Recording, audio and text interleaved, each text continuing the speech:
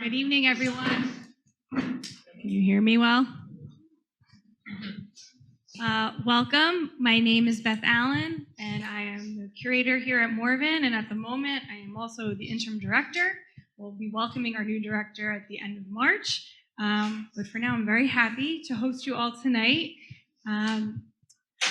We're so excited to have this program honoring Black History Month. And before I read the bios of these two amazing women, I'll just say how happy we are to have them here. You know, it's about a decade ago now that Morven started to get his act together and start talking about slavery at Morven. And really how that started was me attending as many workshops and lectures presented by Dr. Epps, and then attending every Sankofa workshop we could to learn from Dr. Epps. And so it's so nice to have her here tonight in conversation with Sharece, who joined us here at Morven in 2022, it's hard to believe, did 900 hours of incredible research to get us where we are today. And what I'm so excited about for this program is, so when Sharece started her researching, we would Zoom every other week or every 3 weeks, and we would put it on the calendar for a 60-minute Zoom. And it's not an exaggeration to say that more than once it turned into a 4-hour Zoom. And so we're not going to do that tonight, but you're going to see that this format kind of Greer smartly put together with Sharece and Dr. Epps, that Sharece is going to share a story with you. And then with Dr. Epps, we're going to talk about it and pull it apart. And that's really what Sharece did for us as a staff, is listen to this. And now what does that mean? And what is the context of this? And what can we learn from this? And so I'm really excited for you all to see this. And tonight's program is about Morven, slavery very specifically on this land that we are now sitting on. We're going to have a time for a question and answer at the end, and virtual attendees, you guys can put your questions in the chat. And now I'm going to quickly run through their bios and I hand it over to them. Sharece Blakney is a historical research consultant. Blakney focuses on American slavery and freedom in the late 18th and early 19th century. She has been involved with several projects that turned research into public-facing interpretation. In addition to Morven, she works as a historical research consultant for Bartram's Garden, the oldest botanical garden in the country. I should also say, Sharece just completed our interpretive plan for how to use those 900 hours of research, which if you're interested in, you can find on Morven's website. And then Dr. Linda Caldwell Epps is president and CEO of 1804 Consultants, a consulting firm dedicated to the advancement of educational and cultural organizations. Linda has more than 40 years of experience working with educational and cultural institutions, including the New Jersey Historical Society and the New Jersey Network Television and Radio. Okay, I'll hand it over to you two. Thank you.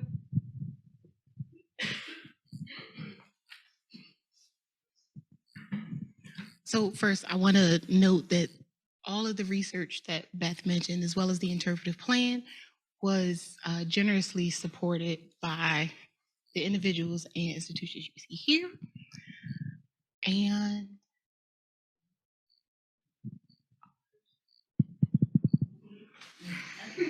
I'm sorry. So for tonight's conversation, we're going to look at slavery in New Jersey, but we're going to do it through the lens of some of the people we were able to find during research into slavery in the Stockton family. Each of the people we discuss tonight will be people who lived and labored here at Morven. We'll also be separating it out into 3 different generations of Stocktons. And so in order to keep from any confusion, because all 3 of these men are named Richard Stockton, you're going to have Richard the settler, Richard the signer, and then Richard the Duke.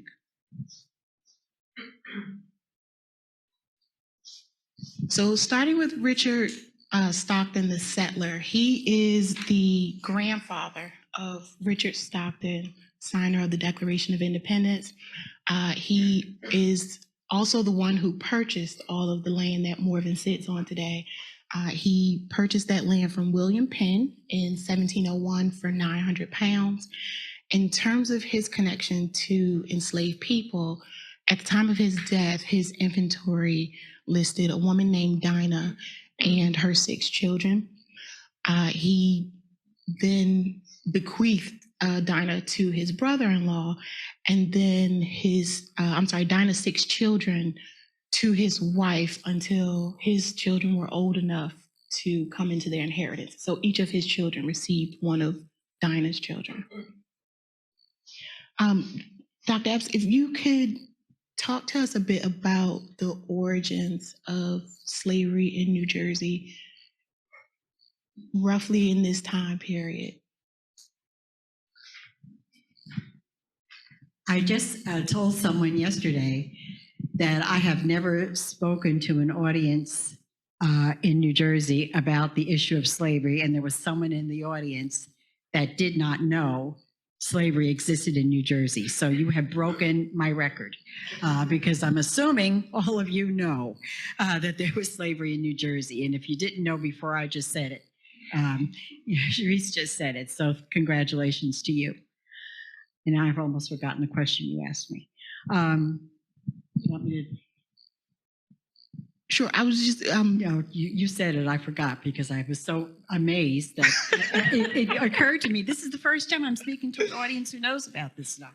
But what did you want me to say in particular? Anything you wanted to about the history of slavery in New Jersey. We're a little giddy because we just found out minutes before we came up here that she knows my son, and that they were in the same floor in their dormitory. So we're still trying to sort of get over that. So I'll say that, of course, and you can see that I'm of a certain age.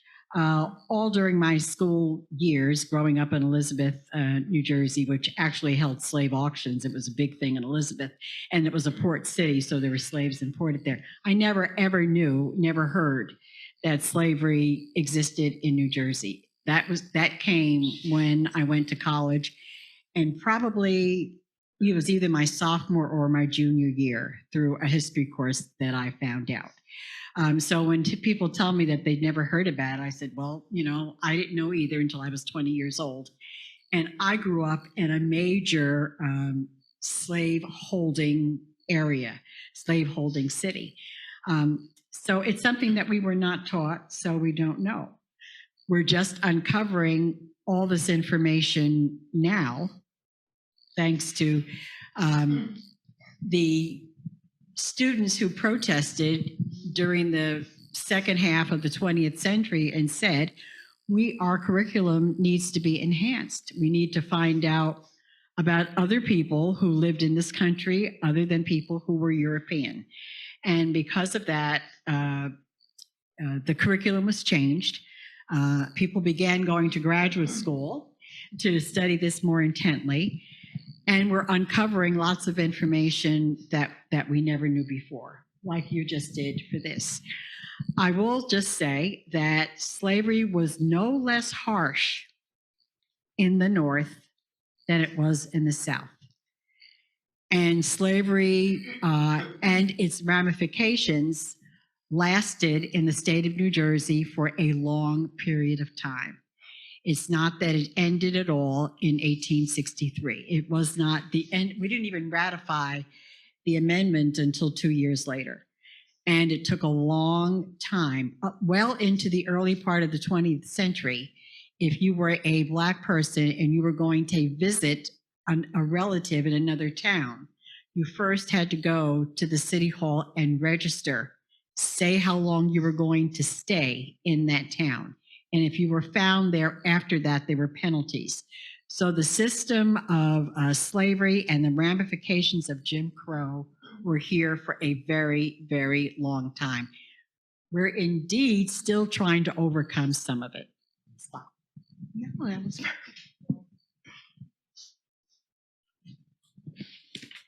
looking at Richard Stockton, signer of the Declaration of Independence, and his connection to enslaved people. In 1779, he reported owning 3 people in tax records, and then 2 people in 1780.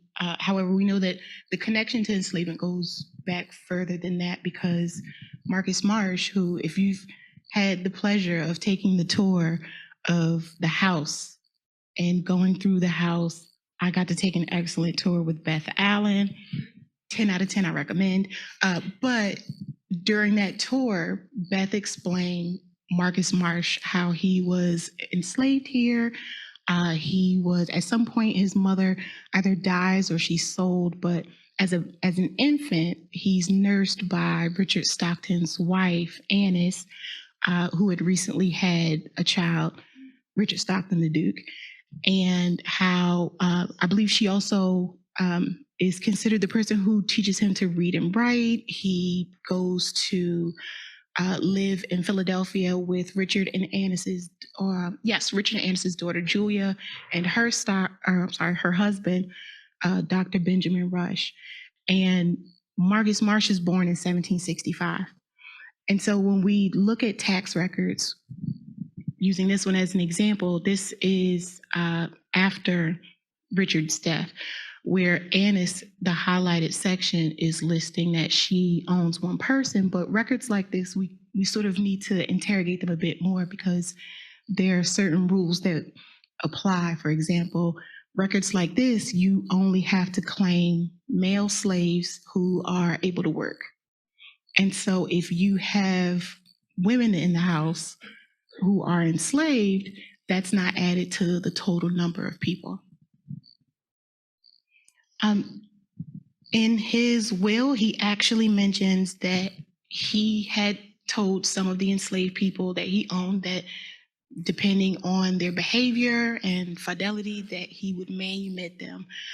However, since this is being read in his will, that's not something he's capable of doing, but he did write that his wife was now capable of doing that if, as he put it, if they were deserving. And so we know that Annis did manumit at least one person, and it was Marcus. On the left is a handwritten letter from Annis where she notes details of Marcus's birth and the fact that he is a free person. He was able to use this like other Black sailors who were hoping to get work on ships out of the port of Philadelphia. They needed records to prove that they were not enslaved people. And so he was able to use this for his seaman certificate so that he could get work on the ship. In terms of his life after enslavement, the record on the right is a marriage record from Old St. Paul's Church, where Marcus married a woman named Martha Wright. Other than that, he only appears in city directory, a few city directories in Philadelphia, and his occupation is listed as a mariner. And so we know that he was able to get work on ships using the letter from Annis, but also when he was not able to get work on the ship, the river is frozen, things along those lines, he actually went to work for Annis's daughter Julia and Benjamin Rush. He was also really important right hand to Rush during the yellow fever epidemic of 1793, where a lot of people fled Philadelphia. Rush depended heavily on Marcus Marsh.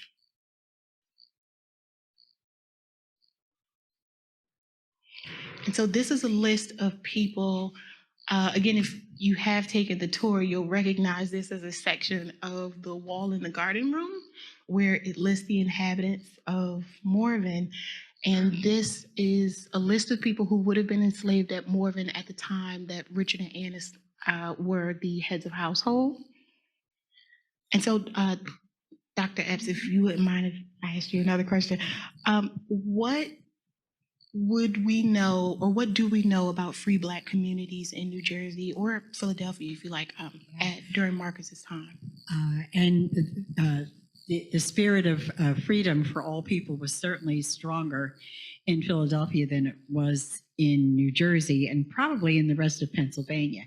Quakerism helped, but the other part of it, New Jersey is the Garden State, and that just as human power was needed in the South to run those large plantations, it was needed in New Jersey, North and South, to run, we didn't call them plantations here, but to run their farms. It was almost, not quite, but almost free labor.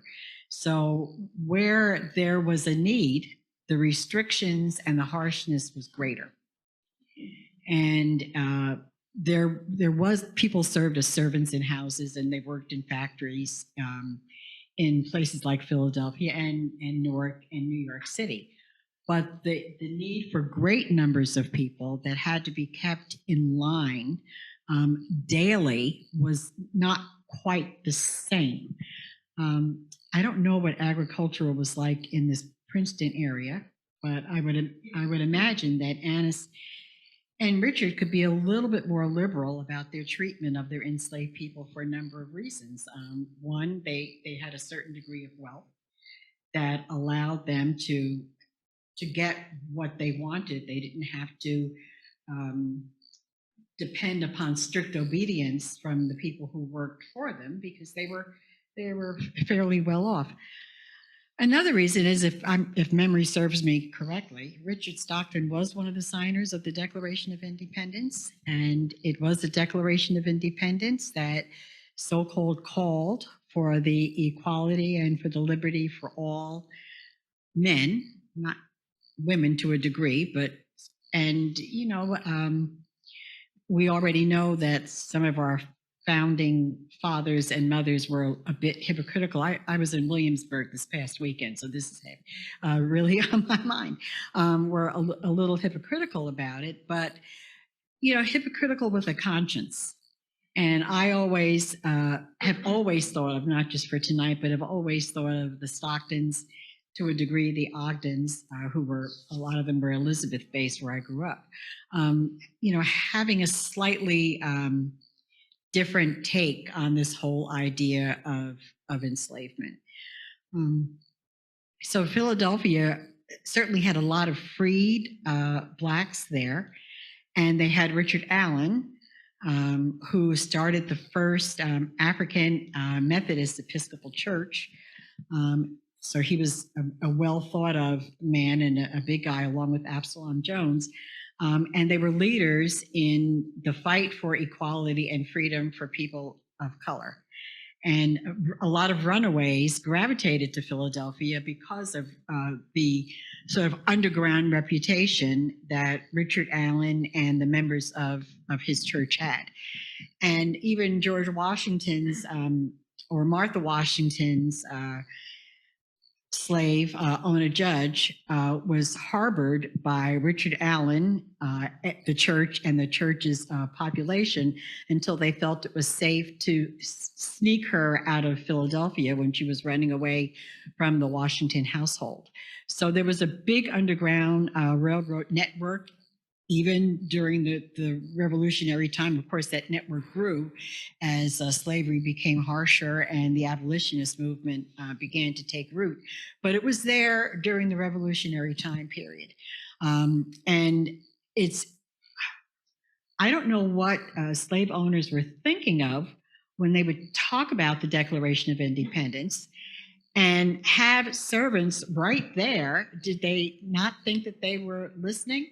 And I thought that to be, incredible, but that they didn't think of that. But then I remembered me as a child, sort of secretly in a corner listening to adult conversation and knowing that if I made a noise, they would know I was there and that conversation would stop. So it is imaginable to me that they were there and they were internalizing what was being said by the Stocktons and Jefferson and Washington and all these people. And, and they're saying, if it's good for them, why do not those ideas of freedom and equality apply to us as well? And of course, we know that Philadelphia was the capital for a while, so there was a lot of this revolutionary talk going around, which we will hear ad nauseum for the next, from now until 2027. But I'm happy because I love this stuff. But you'll be hearing so much about it between now and then. And it's not hard to imagine that they would have been infected with this whole idea of freedom and equality. And that, the Stocktons probably had that conversation in their household. And if we hear of Annis nursing, a child of color, that they incorporated some of those ideas in their heart. Their politics may not have made them act that way, but in their heart, they knew that something was a little off kilter, a little off base here. That's a great point. In terms of, because you notice a lot of the rhetoric of revolution you see in conversations of abolition, right? Abolitionist movement. When you think of the speeches you see in the writing that was put out, so much of it is similar, where it makes a lot of sense that some things are being overheard, even if you think someone isn't listening, or you don't believe it applies to them, so maybe they don't believe it applies to them as well.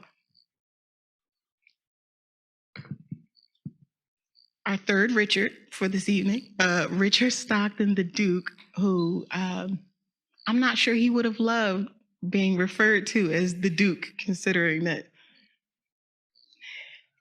Well, from what I understand from my tour, he was sort of high in the instep. He was, bingo. So that's a much better way of putting it. Yes, he was very much someone that everyone else looked at and said, this guy thinks a whole lot of himself. And so he was dubbed the Duke, but not dubbing himself the Duke. He ends up in a lot more records than his father and his grandfather in terms of the subject that we're on tonight, because he has to ride the line of the law. In 1804, the Gradual Abolition Act is passed. And so any children born to enslaved women that the Duke owns, they have to be registered, because when they reach a certain age, if they're girls, the age of 21, and if they're boys, the age of 25, they have to be manumitted. And so one of the ways that the law compensates slave owners for the loss of property that they're going to incur when these children reach a certain age is they have to labor for the person who owns their mother for the 21 or 25 years. And so on the left, you have a page out of a medical ledger from Dr. Ebenezer Stockton. And the highlighted lines are when he attends the delivery of one of the Duke's enslaved women, and then his follow-up visit the next day. On the right is a birth record where he registers the birth of a baby girl named Kate, who is born on September 14th. She's born in September 14th in 1804. And I love history. Math isn't my thing, but she is supposed to be freed in 1825. This is her manumission record where she is freed in 1829. He initially, going through research, I thought maybe he passed away and that responsibility fell to someone else to manumit her. Technically true, but he didn't die until 1828. So I don't have any record to explain that gap of when she's still enslaved. When he dies in 1828, his son, Robert Phillips Stockton, manumits her in 1829. Please. We have questions here that we're supposed to answer. We've gone off script already. Actually, we did that with number one. So I'll just continue in that spirit. Because if you don't know the story of the Van Wickles, I think Judge Van Wickle, it comes in here. Does anyone know the story of Judge? You do. Well, you would. It's been, you come to our Sankofa events, it's been there. But when I said that in my early remarks that the institution of slavery could be as brutal in New Jersey as it was in the South, once we came to the recognition that it did exist in New Jersey, we want to think that it was not as bad as it was other places. Well, it was. And because New Jersey is the only state that did not vote for Lincoln in either election, which you probably already know. I talked about the local laws prohibiting people from moving from town to town freely as they wanted to. But there were others who were downright angry at the manumission law of 1804 and did everything that they could to get as much profit from their people that were enslaved before they had to let them go. So this was one example, right? Just fudge around with the birth year a little bit. And remember that most of the people of color were illiterate. They could not read or write. So what did they know? But the other is that there were other systems in place. And one such system is something that happened in East Brunswick and Perth Amboy. There was a judge who was a little upset about having to free people who were enslaved to him. He had their children and he realized, okay, eventually I'm going to lose them too, right? So let me see, he and others, let me see how I can make a little profit from this now. And this is when the whole idea of cotton and all that was going on in the deep South, Louisiana, Mississippi, Alabama. And people who were enslaved were going for very, very high prices. They were at a premium. And so I don't know exactly what the prices are off the top of my head, but let's say you could get $600 for a young man of 12 years old in New Jersey. Well, probably in Mississippi and Alabama, you could get $1,000 or $1,200, double the price for it. So he decided, I'm going to sell the children of these formerly enslaved people to markets in the South. And he actually had a holding station on the Raritan River, a house where because he would have to collect a number of people before it was profitable for him to put them on a boat and ship them south. So he would go to the parents and say, I'm in the position where I have to sell your children. They're going to Mississippi. You can go with them if you would like. All you have to do is put your X on this paper and you can travel with them. Now, the parents didn't exactly understand that they were giving permission to be resold into slavery once they reached the South. So I'm sure that there are lots of people who knew about this for years. I found out about it a few years ago because there was a man living in East Brunswick and looked at the name, and his child asked him, who is Van Wickle? Why is our street named after this man? He didn't know. He decided, unlike most parents who wouldn't go to the library and find out, he went to the library to find out. And he found out about this history of Judge Van Wickle being an enslaver. And so because of that, and he told other people, there's a project called the Lost Souls Project. They've put a plaque on the Raritan in Perth Amboy that gives the names of those that they know who were resold into slavery. They're still doing lots of research on this. And they're petitioning to have their street renamed because it's been turned down by their town council a few times.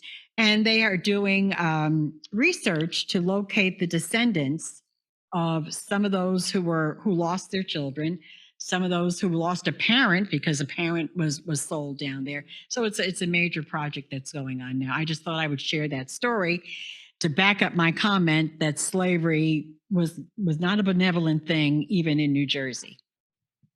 Well, the Van Wickle circle also connects to the Duke because Van Wickle's partner, I want to say Charles Morgan, who's in on this with him. Charles Morgan is saying publicly, it wasn't just me. I had plenty of people that I talked to and I had advice and such. And he was saying that one of the lawyers he consulted was Richard the Duke. And so the Duke, of course, is saying, no, I had nothing to do with this. He has an article put in the newspaper saying that I don't know this man. He asked me for advice once, but it had nothing to do with this. We had maybe one conversation. I can't say we're friends, and I don't want my name connected to this. And so a lot of other people started to put the same in the newspaper of, I have no connection to this, which, to be fair, this isn't something that you want to be connected to. Sure. I attended the Lost Souls and I didn't see anything about other people in New Jersey reacting to that. And you're saying that, yes, they knew about it and people reacted to it, but they didn't stop it. That was that was in a Georgia newspaper I found. So oddly enough, I don't know how he would have reacted to it in New Jersey, because I didn't even find that looking through periodicals in New Jersey. I was looking for something completely separate related to his son, and that popped up. So of course, the first thing I do is I texted to Beth saying, "This is amazing. Did you know this?" And neither of us had known that his name was connected to it or that he bothered to respond.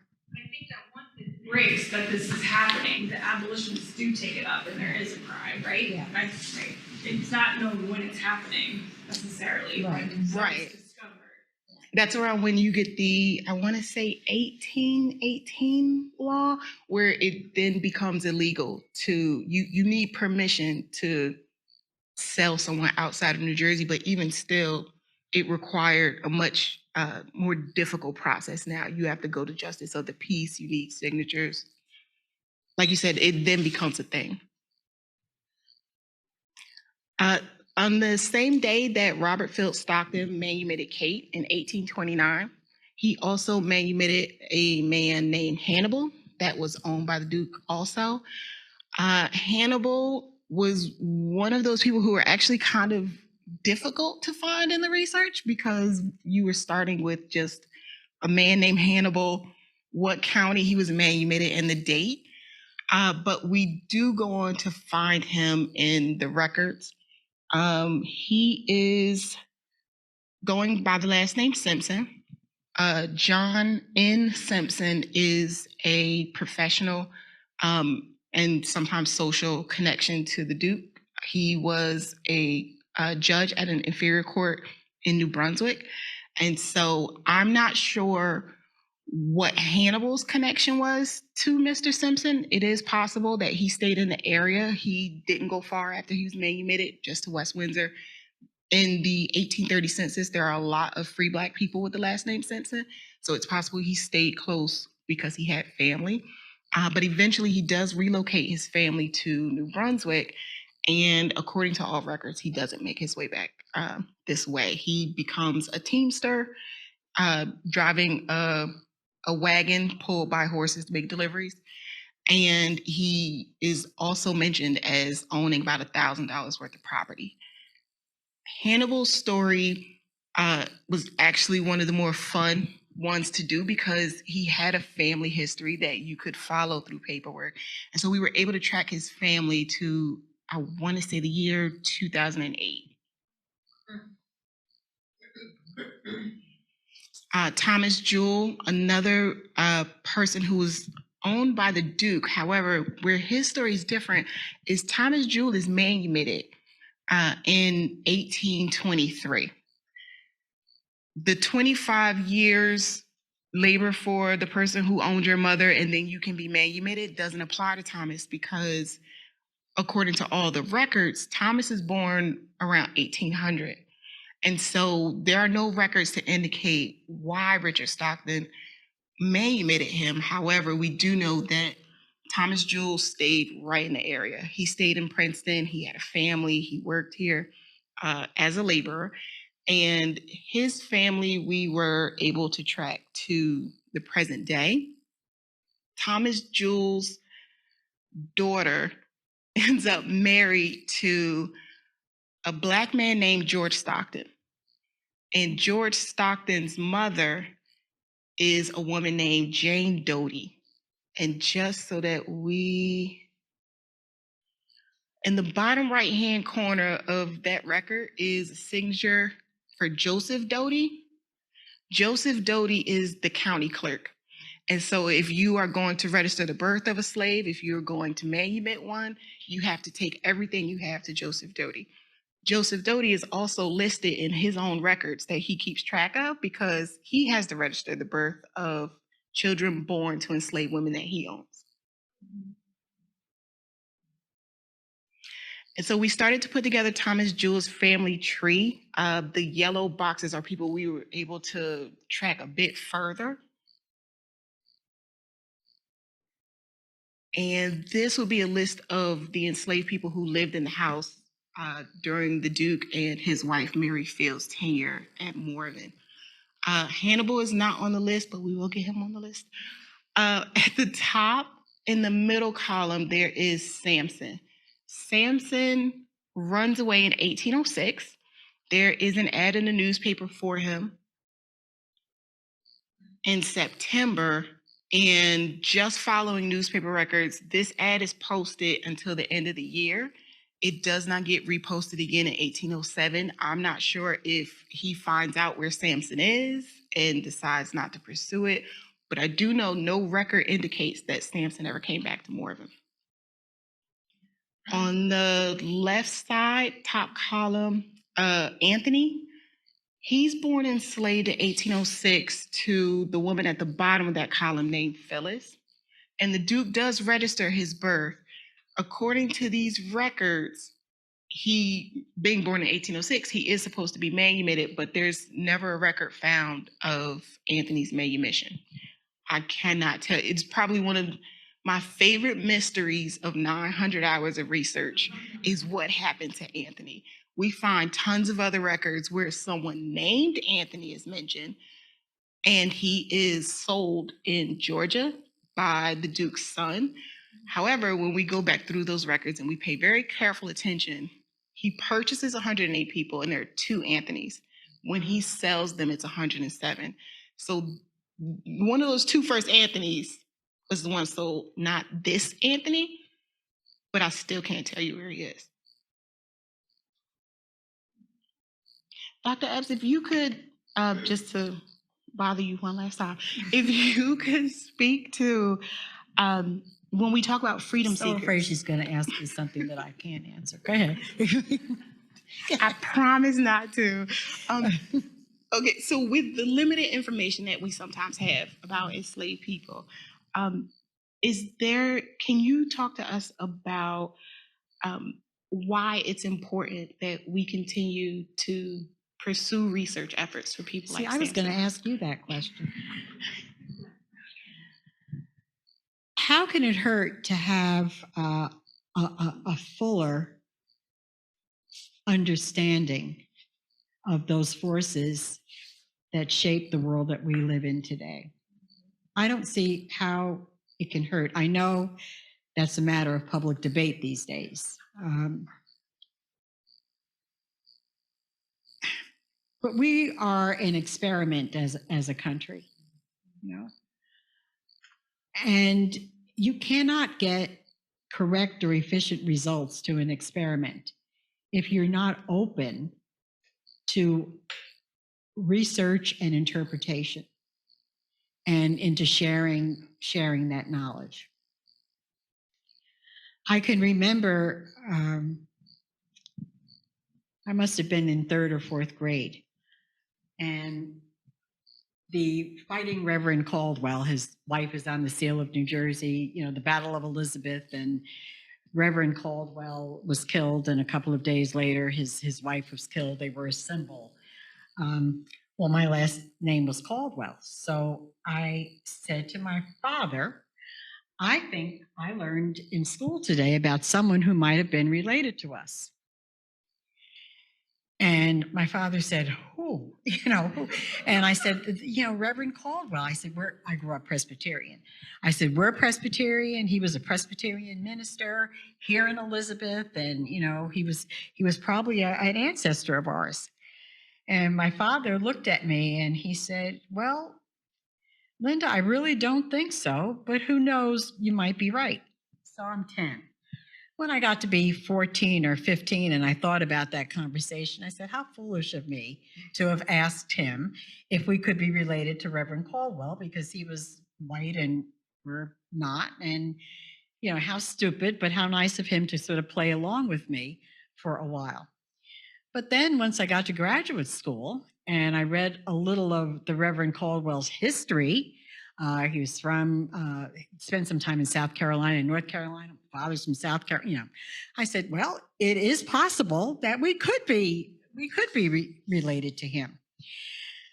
And in some cases, that's the kind of information that we're finding out, that there are connections that we never dreamed could be true. Are any of you Princetonians Presbyterian here? And did you know Reverend Alston? That was, I can't remember which one of he taught at the seminary. Well, years ago, his son, Mackie Alston, made a film called Family Name. And the Alstons are white, and they're from North Carolina. And his son wanted to trace their ancestry, and he found out that there were a slew of Black Alstons in North Carolina, that there's no doubt that they're all related to each other. The son, Alston, was overjoyed. He actually found out that one of them, he lived in New York City, and one of them lived 3 blocks away from him on the island of Manhattan. And in the film Family Name, there's this big reunion that they have down in North Carolina. And there are all these similarities between the Black Alstons and the white Alstons. They're artists, they're musicians, you know, on both sides. They're people of faith. There are lots of ministers on both sides. So why would we not want to have that story? And it turned out that both sides, they got along wonderfully with each other. Wonderful. You know, some of you have planned family reunions know that can be a very difficult thing. But theirs turned out to be a very joyous occasion. And even his father was okay once he got used to the idea that he had these Black relatives that were there. So I personally don't see the harm in trying to find out as much about not just our personal history, but the history of the country. You know, the revolution really did not end in 1786. The Civil War really did not end in 1860, 63 or 65. We're still fighting both of those battles as a nation. I'm glad that we haven't stopped. You know, that there are still people out there still trying to achieve a nirvana-like society. And I probably won't see it end in my lifetime, and I'm looking out at you, and you won't either. But I'm happy to see that the struggle continues to uncover these truths that we had no idea existed before, and that there are some of us that are still trying to live, you know, in a way that everyone is open to receiving life and liberty and to pursue happiness in the dream in a country that enslaved people. That could never be. In a country that condoned Jim Crow for another 100 years, that could never be. At least there are some of us these days who are willing to say this is not right. And I think until we learn as much as we can about all those factors that have shaped the culture that we live in today, it's going to be an unfinished revolution. You know, I don't know when it'll end, but it's not here. So this is why we study this, and this is why it's important to go back well, now things are getting digitalized, so you don't, you know, you're not sneezing all over the place when you go into the stacks, dusty stacks, trying to find things. But you know, I'm thankful that there are people who are interested in that, like you know, and that want to be historians, and that want to be cultural historians and public historians. Now we put all these different names on history people, or American studies people like me. That was my major. To find out about this and to share it with the rest of us. You know, King said, I'm conscious of the interrelatedness of all people, and we are interrelated, whether we like it or not. You know, and happens to one, happens to us all, has an impact on us all. We saw that from October 7th. We're still all reeling from what happened in Gaza, and it's had an impact on us, our economy, the people. It's just so we have the more knowledge we have, the closer we become. And the closer we become, the more important it is to know where we come from and why we are the people that we are today. I don't know if I answered, go off on tangents. I figure I'm old now. And, once you start getting old, you just take liberties because they never have to have me back here again. And it's okay. I'll get Social Security and have a pension. But so just, have the liberty to say what I feel. And I'm sorry. I love you. No, you made excellent points, and one of them about the revolution and the importance of it. Samson is 30. This ad is from 1806, which means Samson was born in 1776. And that's going to be a year that, as you say, we're going to hear about ad nauseum coming up, but it's an important point. I also think that's a great point of where to leave it. And so I've included this record so that I can leave you with the same question that I still have. This is Anthony's birth record from 1806 where he's registered. And because I could not find him, I figured it made sense to me for him to be the last person I left you with. Any questions? Oh.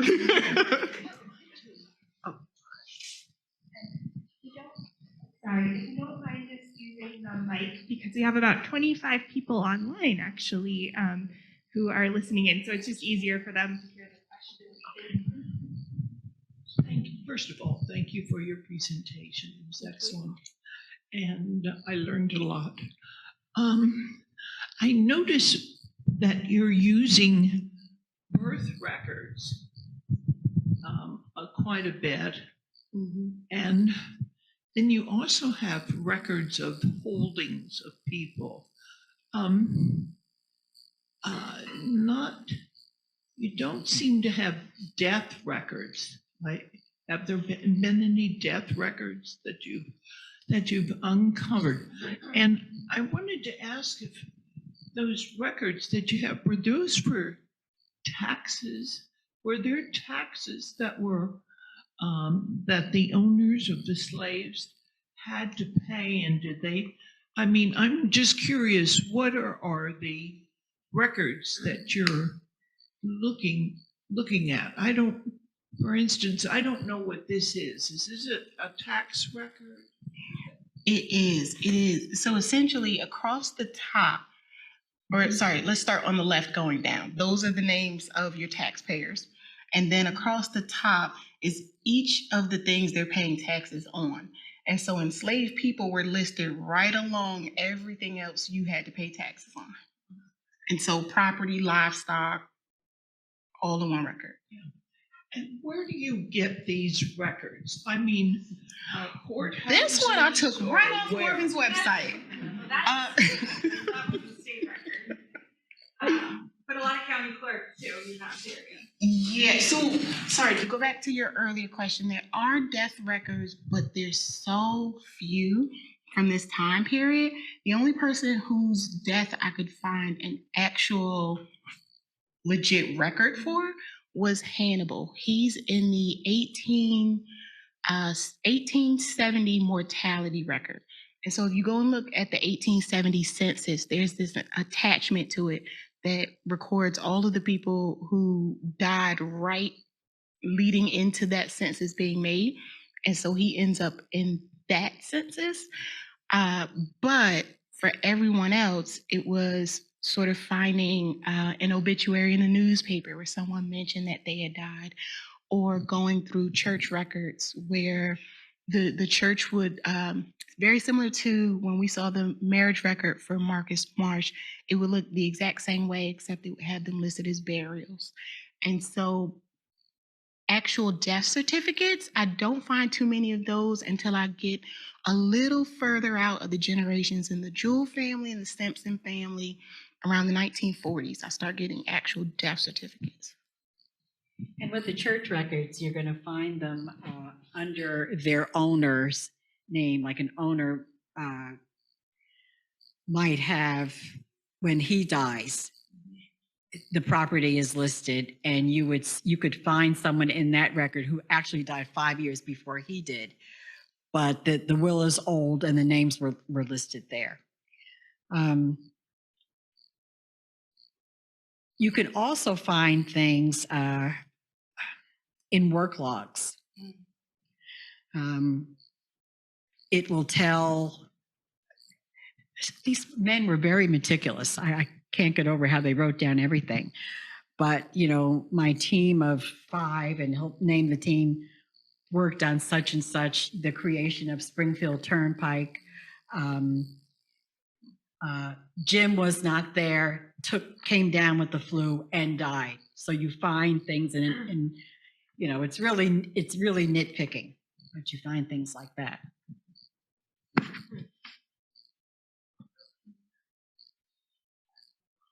When we get tours, and you've taken tours, you know, and once we get into the what do we call the living room? The parlor. Okay. Yeah. But that's the point when we say, well, we're pretty sure that slavery was no longer, there were no enslaved people at Morven by about 1830 or about 1840. And we usually say, well, we say that about 1840 because there were no enslaved people mentioned in whatever census, the national census, I guess, because of the 10-year census. But based on your research, what's the right year to be able to say that the Commodore had no more enslaved people? In this house, you're asking? Yeah. You're right. All the people he owned were in Georgia. So he had a sugar plantation in Georgia that had over 100 people on it. But when he came to New Jersey and he lived at Morven, there were no enslaved people in the house. He had staff. 1830 or 1840? 1830, because I believe he came from, was it? Yeah, he was down there in the 20s. Yeah. And so by 1830, he still has legal ownership over the plantation in the South. And he and his in-laws transport or ship people from their southern property here to the north. So none of the people that we've mentioned or who show up in any of the records are still enslaved by the Stocktons at that point. Any enslaved people that he does bring to the house, he's shipping from Georgia. In conjunction with his father-in-law or correct. Whatever. Yeah. Okay. Servants by that point. Okay. I should read some of this stuff. I want to make sure that I understand the law in 1804. So if you were born in 1803, you're out of luck? You have to have been born July 4th, 1804 or later. If you were born July 3rd, 1804. Right. And no one was immediately, because it was a law for gradual abolition. So this law is passed, and I'm sure a lot of people think, yay, freedom, but it does not immediately free anyone.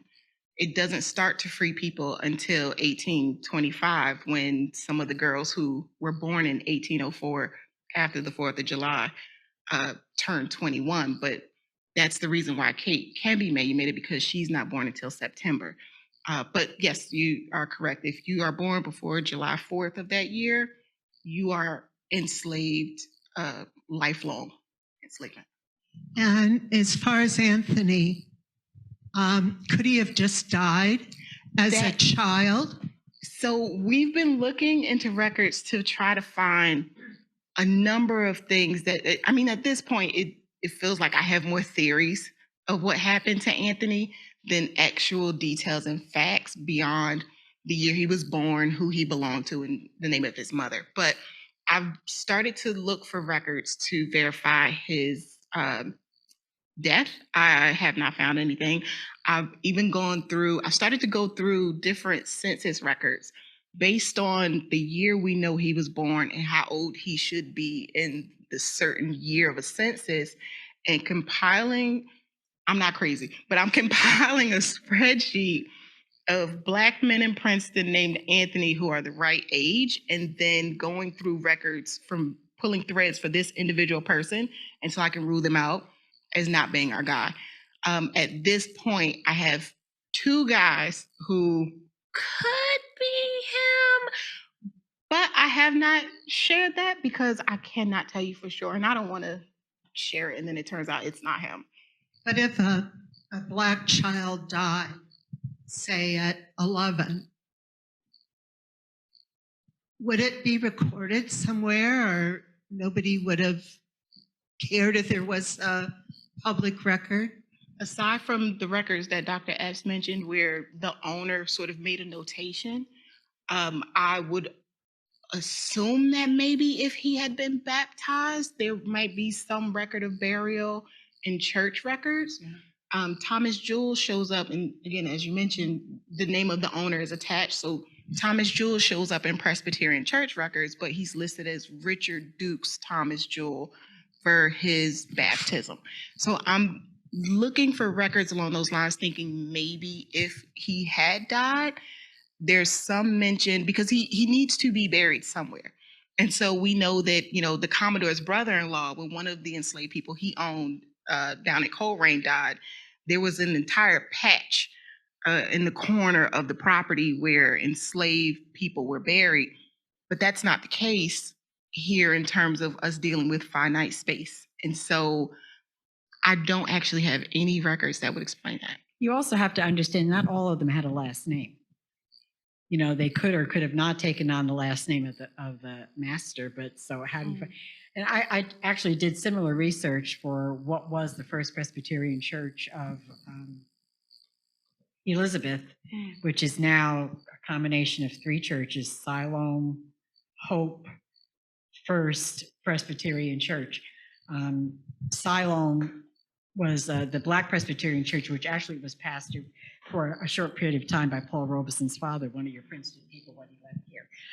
But we have found that there was a mound. It's a huge cemetery. There are Stocktons and Ogdens and Livingstons and everyone buried in that cemetery. But there was a large mound, and we had no idea what was in there. Well, it turns out that we know that there are at least 313 people buried there, between there and underneath the blacktop that's on the other side of the fence from the church. That's the county. And we think probably as much as a little over 400 people are buried there. But we have names for close to 200. We know that there are almost double that many bodies there. And you just don't know. A lot of them children, but not all of them children. I am making a note to go look through those records that she just mentioned. First of all, I have so many questions, but first, let me just say, Dr. Caldwell Epps, I never listen to you, and I try to listen to you as often as I can, that I don't learn something. You're just amazing. And the statement about where the need was greatest, the treatment was the harshest, is something. I mean, I try to become knowledgeable about this, but it's like, yeah, of course. And I never thought of it. And thank you for describing it that way. And Ms. Blakney, I was able to hear you present on Zoom. And Linda? Yeah, that's me. Yeah. Never forget a face. And she's a Sankofa fan. So yes, thank you for supporting everyone. I can go to that too. So there are a couple of things. One, the gap that you saw between the manumission, when was it Kate was supposed to be manumitted, and when she actually was manumitted. And what sprung to my mind was Juneteenth, and the fact that people had been emancipated, but they were not told. And I don't know how much of that went on individually. And your description of the spreadsheet with the number of Black men in Princeton, and while I understand your research is focused on Morven, and it's amazing, and you can trace some of people to today, I'm trying to get a sense of how much of Princeton was enslaved beyond Morven and beyond the presidents of the university. That's all I've learned about, and I'd like to learn more, and I'm trying to understand how to do that without having to do the kind of research that you do. 900 hours. Huh? I don't know, but because I don't know, but I do know how to find out, and I still have your email address, I'll find out and then I'll email you. Is there a period that you're looking for, like a specific? Well, up until the Civil War, and also, I mean, people. I hear from the African Americans who live in Princeton or who lived in Princeton about their ancestors, but my sense is that the people who lived here recently are people who came north, or that they're Migration. Yeah. For the most part. So I'm trying to understand. Is anybody living locally who actually had an ancestor who was enslaved in Princeton himself? That is an excellent question. Greer and I had a conversation with Shirley Satterfield not too long. There's a lot of head nods for Shirley, so everybody knows Shirley. We had a conversation with her not too long ago, and we were sort of going through names that came up in the research, but they were last names that she went, oh, well, so-and-so lives here, and this person lives here. And so there are definitely some of the last names that came up: Voorhees, Stout, O-U-T, Stott with 2 A's, Stryker with a Y, Scudder, Green, I want to say, and Craig. Those were names that rung a bell for her, and she knows people. If they don't still live here, they were living here when she was young and going to school here.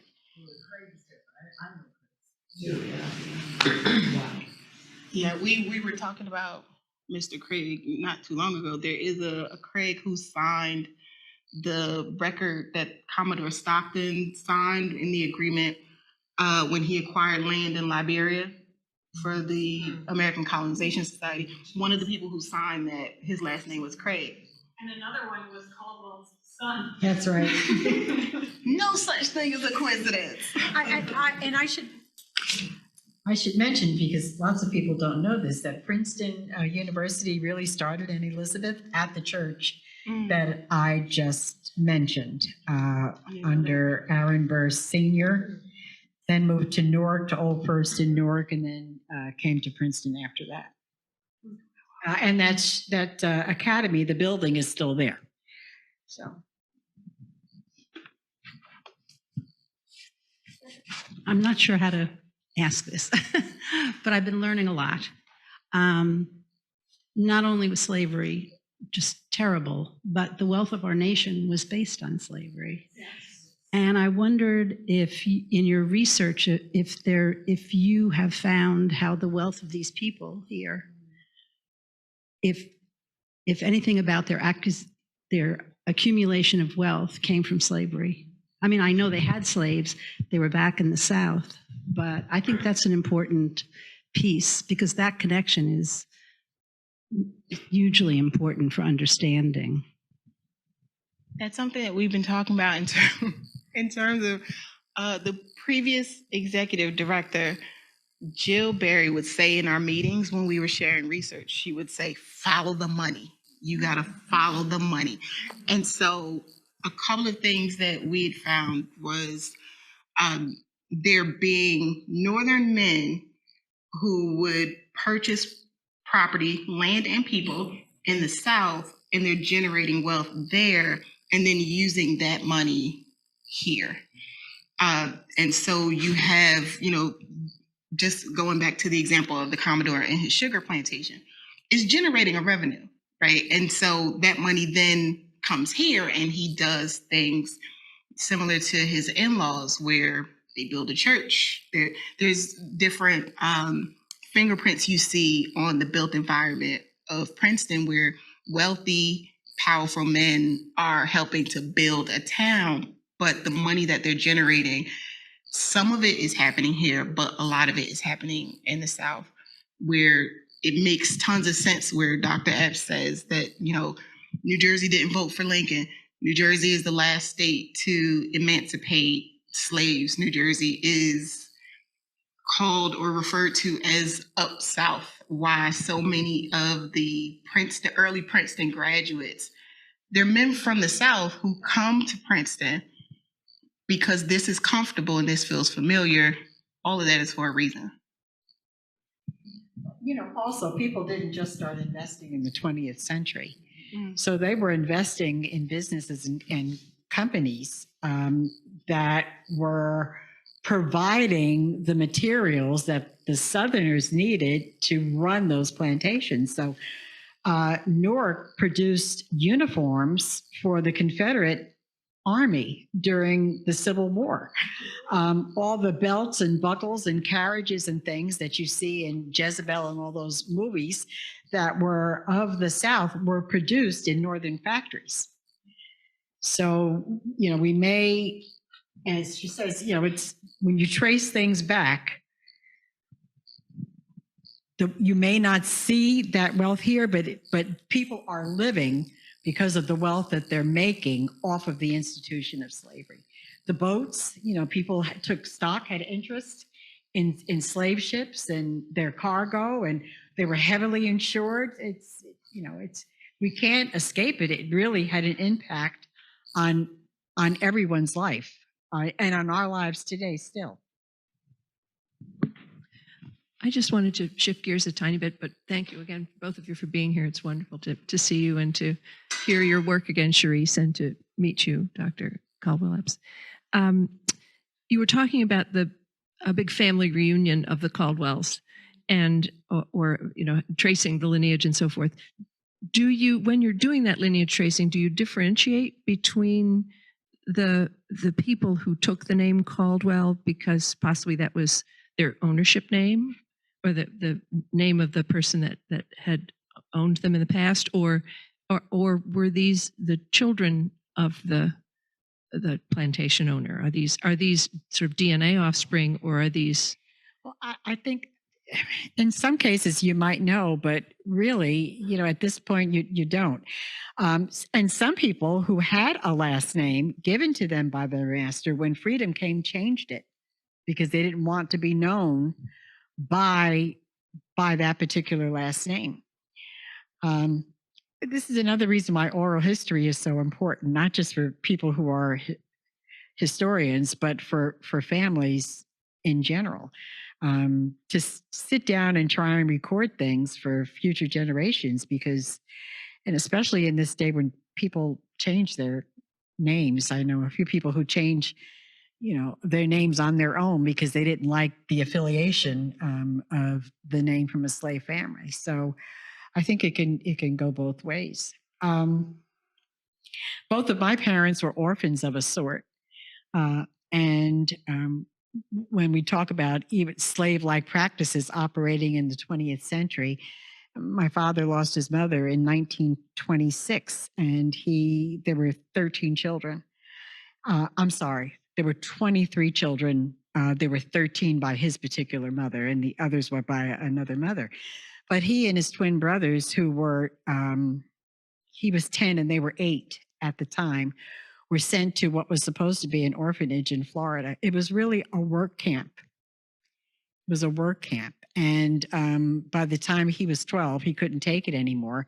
Somehow he managed to get out and make his way back up to New Jersey, worked for a few years, went back down there and got his twin brothers and brought them back up here.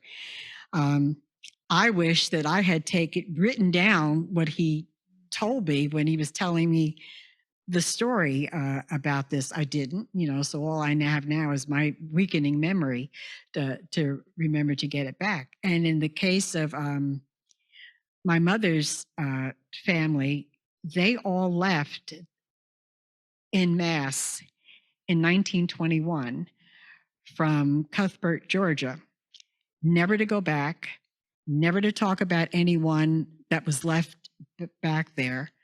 I didn't find out the name of the town until after my mother's death. And it was an older cousin who told me, because remember I mentioned, sort of being in the background and just listening, and she overheard a conversation. I asked, well, what was the name of the town? You don't need to know that. It was just Georgia. When the 2016 election, the New York Times did a story on Cuthbert, Georgia, and how it has this reputation for just vicious brutality for the past 200 years. It was known, if you wanted to get your slaves in line, send them to the trainers at Cuthbert, who would really break them in. And their poor monitoring of elections. That's what the article was about. And it gave a whole history of the town. I said, okay, so obviously in 1921, something happened. And they were told never to talk about it. And we just don't, I still don't know. I keep saying one day I'm going to get up the strength to go down there and try and see if I can find out. But there's also an artist who was from Cuthbert. He was one of the few people to actually survive a lynching. And he was lynched because he joined the Freedom Riders in 1968, spent time on the chain gang, the whole thing. But someone from Yale, after he was released, he was sent to Bridgeport. Someone from Yale discovered his paintings, which are now in the Metropolitan Museum of Art for starting at like $35,000, $40,000. But anyway, he's from that town as well, and talked about, and I found out that my mother's maiden name, which I thought was Palmore, really was not. All that to say, her name was not Palmore. It's the name they took on when they moved north. So I have no idea what their last name was. It's very similar to Hannibal Simpson, and then Marcus Marsh, and then Thomas Jewell. It came up in the conversation we were having that none of the people who were enslaved by the Stocktons, who at some point get their freedom, take on the last name Stockton.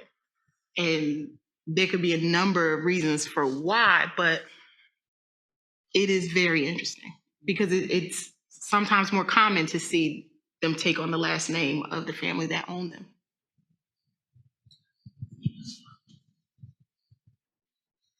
This will be our last one. I'm going to give you the mic so everyone can hear your question.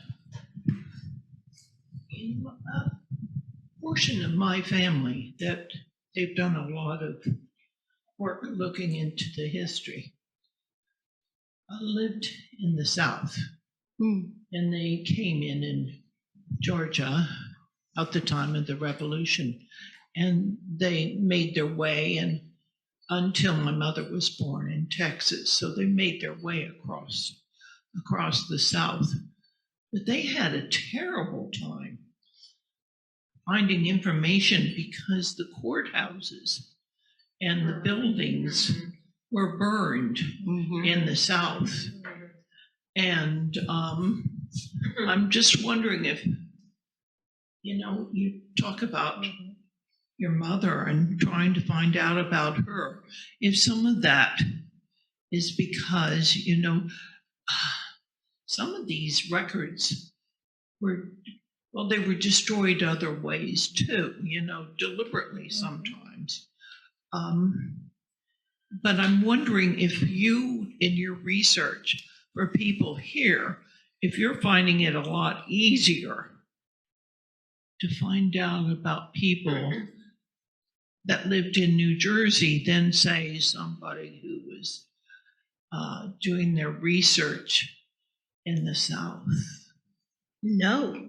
I've had far more success following the Potters in Charleston, South Carolina, and Savannah, Georgia, than any of the people we've discussed in Princeton. And one of them is as you spoke to slave owners and their meticulous record keeping. one of the Potters kept a plantation journal where it literally opens up and looks like a census. On the left side, they keep notes from everything between the temperature that day, what direction the wind was blowing, and who was planting what. And then on the other side, he kept rows of tick marks of how many people were working on what particular thing. We have 2 people dedicated to cooking. We have 2 people who are dedicated to watching the kids while everyone is in the field. This many people are planting rice. I have this many people over at my other plantation. And so all of those records were kept. And some of them, I think even in Virginia, we went, and they don't allow you, Lynchburg, Virginia, it's Jones Memorial Library. They have an excellent collection of Potter family records, but you have to take your own pictures. They do not scan things for you. If you are not good at taking pictures, you take the best photo you can and then you go home and see what you can do, but they kept everything. So when we talk about the reinvestment of money, we know that when he died, he had stocks in governments of towns he never lived in, states he never lived in. He invested in railroads. He invested in banks, banks that were in states that, again, we have no record of him ever living in, but they're generating wealth, and all of that money starts somewhere. So when we say that he's growing sugar in Georgia, or his brother-in-law is growing rice, they're selling the sugar and they're selling this rice. And they're doing so at a profit because the most you put out is whatever it takes for you to plant rice and grow it. All of these people, many of them are sustaining themselves because you're giving them a task system, right? So the Potter's plantation and the Commodore's plantation, this is what I want you to do today. And if you make this minimum, then the rest of the day is yours. That sounds like a little bit of freedom until you realize that you have to grow your own corn or you have to grow your own this because the person who enslaves you is only providing a certain amount of sustenance. So the records that were kept in the South that did survive are great. They're gold mines. Same as the newspaper, gold mines. But in New Jersey, I'm sure we have some really great stuff. It would be even greater if some of it was digitized. I can get on the internet at 3 a.m. and start looking through a census record. If the census is digitized, if it's not, it's a lot harder to access information. And I'm doing that as somebody who has training in doing it. But the average person, which is one of the reasons why I think this research is so important, the average person who knows they're a descendant of someone who wants to work on their family tree, but this isn't something that they're doing on a regular, this is going to be very difficult to do. Also, they probably have a normal life with a normal job. They don't have time to go looking through these records. But hopefully we can continue to share the things that we find so that if somebody somehow knows that they are related, then we can just hand off the things that we found. Which is a great way to end, because if that topic interests you, you should stay tuned because Sharece in coming months will be doing programs around African American genealogy and the challenges around that. So date to be decided, but that's one of our next things with Sharece. So thank you both. This was a wonderful conversation. Thank you. Thank you.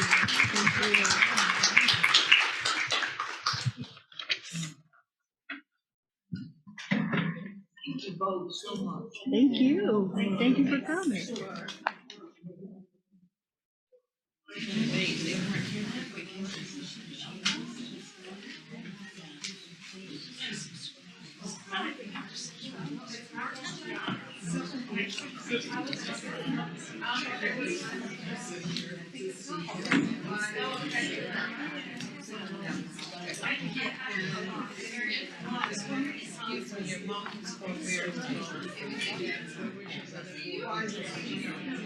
In the past, Spearmint.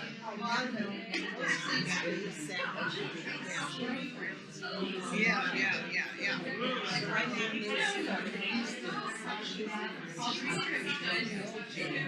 Well,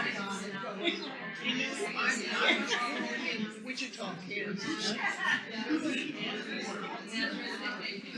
My name's Morven as a scientist.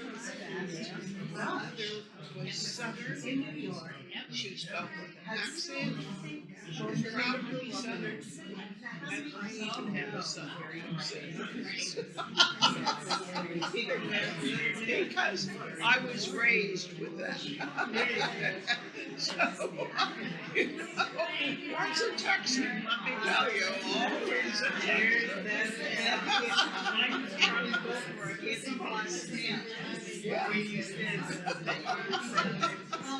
And your name is Earlene.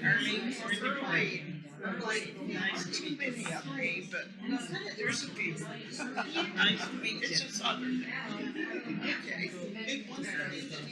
One, two, three. I'll mind the bill. Here we go.